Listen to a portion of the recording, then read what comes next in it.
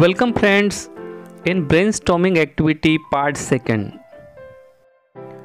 Dear students, if you are new on this channel and haven't subscribed this channel yet, please subscribe the channel and press the bell icon to get the notifications of all upcoming videos for standard 10th and 12th English. So let's begin brainstorming activity part 2nd on saying please. Question number A3 third. या क्वेश्चनमध्ये आपल्याला degree of formality of language याचा वापर करायचा आहे. एक उदाहरण दिलेलं आहे की तुमचे सर, प्रिन्सिपल, टीचर हे तुमच्याकडे येत असतील तर तुम्ही त्यांना हे ड्यूड, व्हॉट्सअप असं म्हणू शकत नाही. तर तुम्हाला म्हणावं लागेल गुड मॉर्निंग सर. तुम्हाला त्यांच्याशी बोलताना एक फॉर्मॅलिटीचा वापर करावा लागेल, एका फॉर्मल लँग्वेजचा वापर करावा लागेल. तर आता एक सिच्युएशन आहे की तुम्ही इंटरव्ह्यूला चाललेले आहात, तुम्हाला आता कुठला तरी इंटरव्ह्यू फेस करायचा आहे. तर तुम्ही कुठले एक्सप्रेशन्स त्या ठिकाणी यूज कराल. Right appropriate expressions and words which you have to use while facing an interview. एक एक्झाम्पल दिलेलं आहे की मे आय कम इन. त्यासोबतच आपल्याला काही एक्सप्रेशन्सचा वापर करावा लागेल, जसं की it's my pleasure, absolutely right sir, absolutely right ma'am, I will be grateful to you, definitely sir, thank you ma'am, thank you sir, I will do my level best. तर अशा एक्सप्रेशनचा आपल्याला वापर करावा लागेल. आता पाहूया एक दुसरी activity. You are writing a letter of complaint. आता तुम्ही कुणाला तरी एक तक्रारीचं पत्र लिहित आहात. तर list the proper expressions that you would like to write. आता त्या लेटरमध्ये आपल्याला कुठले एक्सप्रेशन्स वापरावे लागतील. तर आता कंप्लेंटच्या दृष्टिकोनातून आपण या ठिकाणी काही एक्सप्रेशन घेतलेले आहे. जसं उदाहरणार्थ एक या ठिकाणी दिलं आहे आय डिसॲग्री, म्हणजे मी हे कबूल करत नाही किंवा मला हे बिलकुलच मंजूर नाही. त्याच्यासोबतच आपण या ठिकाणी काही लिहिलेलं आहे I did not like it, मला हे बिलकुलच आवडलं नाही. इट्स टू मच, हे फारच झालं. इट्स नॉट गुड, हे चांगलं नाही. इट्स डिस्गस्टिंग, हे तर फारच वाईट आहे. इट्स अ ग्रेट मिझरी, आमची परिस्थिती अत्यंत दयनीय झालेली आहे. We are facing this ourselves, हे आम्हीच स्वतः फेस करत आहोत. I hope you will look into the matter, मला आशा आहे की तुम्ही या प्रकरणामध्ये लक्ष घालाल. आय लुक फॉरवर्ड, मी तुमच्याकडे आशेने बघत आहे. प्लीज हेल्प अस, कृपा करून आम्हाला मदत करा. तर अशा प्रकारे कंप्लेंट लेटर्समध्ये आपण कंप्लेंट करतो आणि जो काही आपला मुद्दा आहे तो सॉल्व करण्यासाठी आपल्याला थोडी विनंती पण करावी लागते. पुढचा प्रश्न. Distinguish between a legal offence and a moral offence on the basis of the given text. दिलेल्या पाठाच्या आधारे आपल्याला लीगल ऑफेन्स म्हणजे कायद्यानुसार गुन्हा आणि मॉरल ऑफेन्स म्हणजे नैतिकदृष्ट्या गुन्हा यामधला फरक स्पष्ट करायचा आहे. लीगल ऑफेन्समध्ये बर्गलरी म्हणजे घरफोडी किंवा चोरी आणि मॉरल ऑफेन्समध्ये या ठिकाणी आहे रूड बिहेवियर. तर यासोबतच पहा, लीगल ऑफेन्स या पाठाच्या दृष्टिकोनातून राहील. या पाठाला अनुसरून आपण काही लीगल ऑफेन्स या ठिकाणी लिहू, जसं की hurling someone out of the lift, कुणाला तरी एखाद्या लिफ्टमधून बाहेर फेकणे. मटेरियल अटॅक बाय समवन, कुणावर कुठला तरी मटेरियल अटॅक करणे. डोमेस्टिक व्हायलन्स, ज्याप्रमाणे वुमेन फेस करतात. टू बॉक्स पीपल्स इयर, लोकांच्या कानावर घुसे मारणे. To kick someone on shins, लोकांच्या गुडघ्यावर किंवा गुडघ्याखाली लाथा मारणे. हे झाले लीगल ऑफेन्स. आता पाहू मॉरल ऑफेन्स. मॉरल ऑफेन्सला कायद्याच्या भाषेमध्ये शिक्षा ठोठावता येत नाही, परंतु नैतिकतेच्या दृष्टिकोनातून ते ऑफेन्स असतात. जसं की रूड बिहेवियर, आपलं उद्धट वर्तन. यूज ऑफ इम्पोलाइट लँग्वेज, असभ्य भाषेचा वापर. इन्सल्टिंग अदर्स, दुसऱ्यांना अपमानित करणे. हेनपेकिंग अदर्स, दुसऱ्यांची खरडपट्टी काढणे किंवा त्यांना खरं खोटं सुनावणे. इल ह्युमर, ह्युमर म्हणजे विनोद, परंतु इल म्हणजे वाईट विनोद. हॉटी अँड बुरिश नेचर म्हणजे गर्विष्ठ किंवा रूढ उद्धट असा स्वभाव. टू बली समवन म्हणजे कुणाला तरी धमकावणे.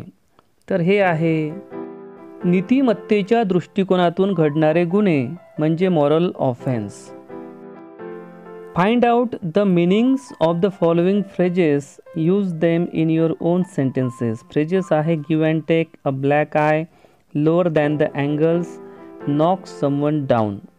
तर या फ्रेजेसचा आपल्याला अर्थ शोधायचा आहे आणि त्यांना वाक्यात उपयोग करायचा आहे. पहिली फ्रेज गिव्ह अँड टेक.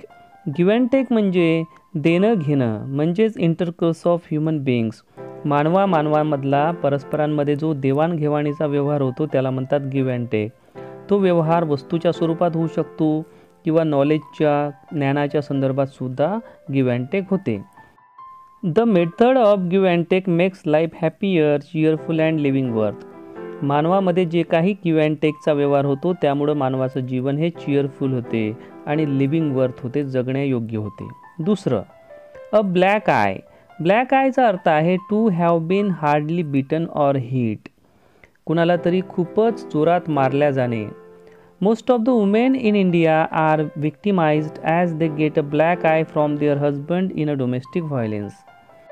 घरगुती हिंसाचारामधून पुरुष मंडळी आपल्या पत्नीला तिचा डोळा काळा होईपर्यंत मारतात, असा या वाक्याचा अर्थ आहे. C, lower than the angels म्हणजे लेस दॅन परफेक्ट, परफेक्टपेक्षा थोडं कमी. No law institution and certain conditions make human relationship full of harmony as they are lower than the angels. कुठलाही लॉ इन्स्टिट्यूशन किंवा कुठलेही कंडिशन हे मानवी रिलेशनला माधुर्यानं फिलअप करू शकत नाही, फुल ऑफ असू शकत नाही, त्या रिलेशन्समध्ये हार्मनी असू शकत नाही, कारण कुठलाही कायदा आणि कुठल्याही कंडिशन ते लोअर दॅन द अँगल्स आहे, म्हणजे तेवढे परफेक्ट नाही ते करण्यासाठी. D, knock someone down. याचा अर्थ to hit and put someone specially accidentally so that he or she falls to the ground. कुणाला तरी अचानकच मारणे, पकडणे आणि जमिनीवर पाडणे अशी एखादी कृती म्हणजे त्याला म्हणतात knock someone down. A motorcycle rider knocked the old man down. Motorcycle रायडरने एका म्हाताऱ्या मनुष्याला धडक दिली आणि तो मनुष्य लगेचच खाली पडला. याला म्हणतात नॉक समवन डाऊन. पुढची एक्झरसाइज. आपल्याला या एक्झरसाइजमध्ये, या पाठामध्ये असलेले प्रिफिक्स आणि सफिक्स शोधायचे आहे. प्रिफिक्स म्हणजे असे शब्द ज्यांच्या अगोदर कुठला तरी शब्द लागलेला आहे, आणि सफिक्स म्हणजे असे शब्द की त्या शब्दाच्या नंतर कुठला तरी शब्द लागलेला आहे. प्रिफिक्समध्ये पहिल्यांदा कुठला तरी शब्द लागतो, तर सफिक्समध्ये नंतर एखादा शब्दाला अटॅच होतो. अनसिव्हिल. बघा या ठिकाणी शब्द आहे सिव्हिल, सिव्हिलला अटॅच झालेला शब्द आहे अन, आणि नवीन शब्द बनला अनसिव्हिल, म्हणून या ठिकाणी प्रिफिक्स आहे अन. तर सफिक्समध्ये रिक्वायर हा शब्द आहे, त्याला मेंट हा सफिक्स लागलेला आहे आणि नवीन शब्द बनला रिक्वायरमेंट. असे आता शब्द तुमच्या समोर आहे बघा. प्रिफिक्स डिसकर्टसी, इल मॅनर्ड, अनफ्रेंडलीनेस, इनएक्झॉस्टिबल, अनकाउथ, इररेडिएटेड, डिसॲग्रीएबल हे आहे प्रिफिक्स. तर सफिक्स आहे requirement, sweetly, friendly, resentment, willingness, politeness, himself. तर या ठिकाणी डिस, इल, अन, इन, अन, इर, डिस हे आहे प्रिफिक्स. तर मेंट, ली, ली, मेंट, नेस, नेस, सेल्फ हे आहे सफिक्स. तर प्रिफिक्स आणि सफिक्स लावून बनलेले हे आहेत शब्द जे या पाठामध्ये आलेले आहेत. या एक्झरसाइजमध्ये आपल्याला एक पोलाइट एक्सप्रेशन्स असलेला एक टेबल कंप्लीट करायचा आहे. यामध्ये आपण डे टू डे लाईफमध्ये काही सेंटेन्सेसचा आपण पोलाइट एक्सप्रेशन म्हणून वापर केला पाहिजे. जसं या ठिकाणी काही डोंट्स आहे. डोंट्स म्हणजे आपण यांना यूज करायला नको, तर त्यांच्या बदल्यामध्ये आपण काही डूज म्हणजे आपण कुठले पोलाइट एक्सप्रेशन्स वापरले पाहिजे याची आपल्याला माहिती या ठिकाणी लिहायची आहे. पहिलं एक एक्झाम्पल या ठिकाणी आपल्यासाठी दिलेलं आहे. I want a cup of tea. मला एक चहाचा कप हवा आहे. तर या ठिकाणी आय वॉन्ट यामध्ये थोडं ऑर्डर आहे, थोडं रूडनेस आहे, उद्धटपणा आहे. तर आपण हे सेंटेन्स असं म्हणू शकतो, I would like to have a cup of tea. मला एक कप चहा घ्यायला आवडेल. दुसरं सेंटेन्स आहे सेंड मी द मेल. मला मेल पाठवा. असं न म्हणता आपण म्हणू शकतो will you please send me the mail, काय तुम्ही मला मेल पाठवू शकता, किंवा काय तुम्ही मला मेल पाठवू शकाल का. तिसरं, गो अवे और लिव्ह मी अलोन, चला दूर व्हा, मला एकटं सोडा. असं न म्हणता आपण म्हटलं पाहिजे will you please go away और will you please leave me alone. You are wrong, तुम्ही चुकीचे आहात, तुमचं चुकलेलं आहे. असं न म्हणता आपण म्हणू शकतो you have erred a bit, म्हणजे तुम्ही छोटीशी चूक केलेली आहे, एकदम छोटीशी. दॅट्स अ बॅड आयडिया, ती तर फारच वाईट आयडिया आहे. असं म्हटल्यापेक्षा आपण म्हटलं पाहिजे I am sorry to say but that's a bad idea, मला म्हणताना फार वाईट वाटत आहे, परंतु ती नक्कीच एक बॅड आयडिया आहे. असं जर म्हटलं तर समोरच्याला वाईट वाटणार नाही. युअर वर्क इजंट गुड, तुमचं काम चांगलं नाही. असं म्हटल्यापेक्षा आपण म्हटलं पाहिजे यू आर वर्किंग हार्ड, तुम्ही फार मेहनत घेत आहात. But still it requires improvement, परंतु अजूनही त्यामध्ये इम्प्रूव्हमेंटची गरज आहे, सुधारणांची गरज आहे. असं जर म्हटलं तर समोरच्या व्यक्तीला बिलकुलच आपला राग येणार नाही. तर अशा पोलाईट एक्सप्रेशनचा आपण वापर केला पाहिजे. आता पुढच्या एक्सरसाइजमध्ये आपल्याला एक पॅरेग्राफ दिलेला आहे, त्यामध्ये आपल्याला ए अँड दचा वापर योग्य पद्धतीने करायचा आहे. Rakesh is an idle son who remains devoted to his father as he grows professionally to become the famous doctor. As his father grows old he takes care to spend time with his father, bringing him tea in the morning and taking him out for a walk in the evening. तर अशा प्रकारे आपण A and दचा योग्य पद्धतीने वापर करून हा paragraph लिहू शकतो. या ठिकाणी दिलेल्या वाक्यांमध्ये काही चुका आहेत, तर त्या कुठल्या चुका आहेत त्या दुरुस्त करून आपल्याला वाक्य परत लिहायचं आहे. त्या चुका म्हणजे errors. A. Radha brought pens and distributed between her 5 children. Distributed between साठी 2च चिल्ड्रन पाहिजे, या ठिकाणी 5 आहे म्हणून या ठिकाणी between काढून लावावं लागेल among. B. Jayashree and Sujata sat besides each other. या वाक्यामध्ये besides हा शब्द काढून आपल्याला लावावं लागेल beside. पहिल्या besides अर्थ होतो च्या व्यतिरिक्त आणि दुसऱ्या बिसाइडचा अर्थ आहे च्या बाजूला. C. His best friend Vijay was blind within 1 eye. तर या ठिकाणी ब्लाइंड विथ 1 आय असं लिहावं लागेल. D. One could dare to encroach on his rights, म्हणजे कुणीही आपल्या अधिकारांवर अतिक्रमण करू शकतो असं इथं म्हटलेलं आहे. तर याला आपल्याला दुरुस्त करावं लागेल. One could dare to encroach for his right, कोणीही आपल्या अधिकारासाठी अतिक्रमण करू शकतो असं होऊ शकते. किंवा none could dare to encroach on his rights, म्हणजे कुणीही त्याच्या अधिकारावर अतिक्रमण करू शकत नाही. अशा पद्धतीनं आपण हे सेंटेन्स लिहू शकतो. E. She was taken with surprise when she saw the famous Taj Mahal. तर या ठिकाणी छोटी एरर आहे. She was taken with surprise म्हटल्यापेक्षा taken by surprise. F. It is not possible to exchange the goods once the sale has been completed. It is not possible to exchange the goods, म्हणजे आपल्याला हे possible होणार नाही आपले goods आपल्याला exchange करण्यासाठी after the sale has been completed, म्हणजे जेव्हा हा सेल कम्प्लीट होईल आफ्टर असं लावावं लागेल. जी मध्ये doctor Sengupta has been trying to master the craft for the last 5 years. Doctor Sengupta हे 5 वर्षापासून कुठल्या तरी क्राफ्टमध्ये मास्टरी मिळवण्याचा प्रयत्न करत आहे. तर 5 वर्षापासून म्हणजे या ठिकाणी हॅज बीन ट्राईंगपेक्षा आपण लिहूया हॅड बीन ट्राईंग, म्हणजे सेनगुप्ता हे 5 वर्षापासून प्रयत्न करत होते, म्हणजेच ते आता कुठे यशस्वी झाले असतील. कारण वर्ष बरेच झालेले आहेत म्हणून पिरियड हा थोडा भूतकाळातला दाखवावा लागेल, म्हणून had been trying. H. The top ranking candidates will be appointed in senior jobs in banks. या ठिकाणी होईल candidates will be appointed to senior jobs किंवा candidates will be appointed for senior jobs in banks. I. She knows very well what is expected from her, but she is unable to perform.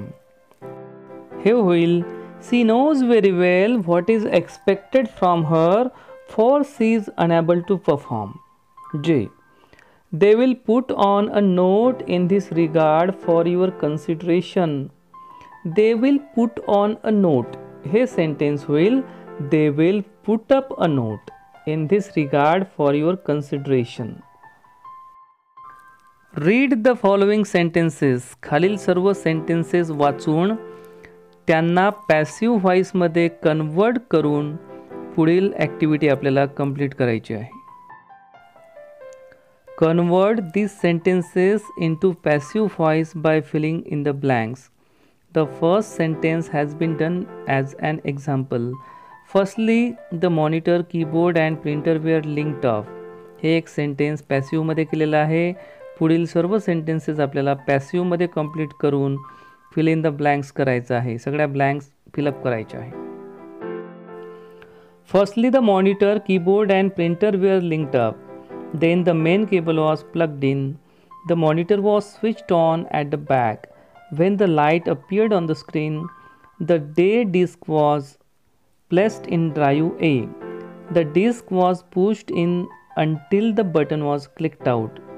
It took the computer 30 seconds to load the program. The drive button was pressed and the disk shot out. The day disk was replaced with document disk. Finally, the function key 7 was pressed. The word processor was then ready to use. A51.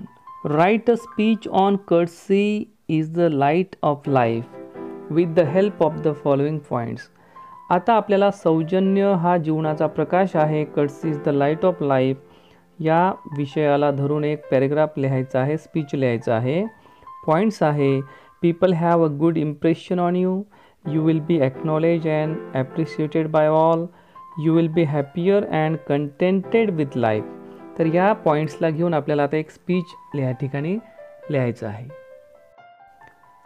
Courtesy is the light of life. If we are courteous to others, people will courteous to us. जर आपण लोकांप्रती सौजन्यशील असलो तर लोकही आपल्याप्रती सौजन्यशील असतील. Our courteous nature creates good impression of ourselves on the people. आपलं सौजन्यशील nature लोकांवर आपला प्रभाव पाडतो. Our courtesy is such an ornament which gives us a wide name and fame by which people acknowledge and appreciate us. आपलं सौजन्य हा आपला ornament असतो, एक दागिना असतो जो आपल्याला नाव देतो, कीर्ती देतो, आपली प्रसिद्धी होते, ज्याच्या आधारावर लोक आपल्याला ॲक्नॉलेज करतात, ओळखतात, ॲप्रिशिएट करतात, आपलं गुणगान करतात, कौतुक करतात. Life is full of give and take. आपलं जीवन हे फुल ऑफ गिव्ह अँड टेकनं भरलेलं असते, म्हणजे आपल्याला काहीतरी द्यावं लागतं, काहीतरी घ्यावं लागतं. What we give others the same we receive. जे काही आपण लोकांना देतो त्याच प्रकारचं आपल्याला सुद्धा लोकांकडून मिळते. If we behave politely, people will behave politely. जर आपण लोकांसोबत नम्रतेनं वागलो तर लोकही आपल्यासोबत नम्रतेनं वागतील. Our courtesy, good nature, good temper will make us happy and contented throughout our life. आपले सौजन्य, आपला गुड नेचर, आपला चांगला स्वभाव हे आपल्याला हॅपी बनवतं आणि कंटेंटेड थ्रूआउट लाईफ म्हणजे जीवनभर आपल्याला ते समाधानी करतं. Thus, courtesy is the light of life and everybody should practice it in our day-to-day life. आणि म्हणूनच आपण कर्टसीचा एक जीवनाचा प्रकाश म्हणून त्याला वापरलं पाहिजे आणि सर्वांनीच याचा वापर करून आपलं जीवन आनंददायी पद्धतीनं जगलं पाहिजे. तर विद्यार्थी मित्रांनो, A.G. गार्डिनर यांनी लिहिलेल्या ऑन सेइंग प्लीज या पाठाची ब्रेनस्टॉर्मिंग ॲक्टिव्हिटी पार्ट 2 आपण या ठिकाणी कंप्लीट केलेली आहे. आणि जर आपल्याला हा व्हिडिओ आवडला असेल तर या व्हिडिओला नक्कीच लाईक करा, कमेंट करा आणि आपल्या मित्रांना शेअर करा. जर आपण या चॅनलवर नवीन असाल आणि या चॅनलला सबस्क्राईब केलं नसेल तर अवश्य सबस्क्राईब करा. Thank you very much for watching this video.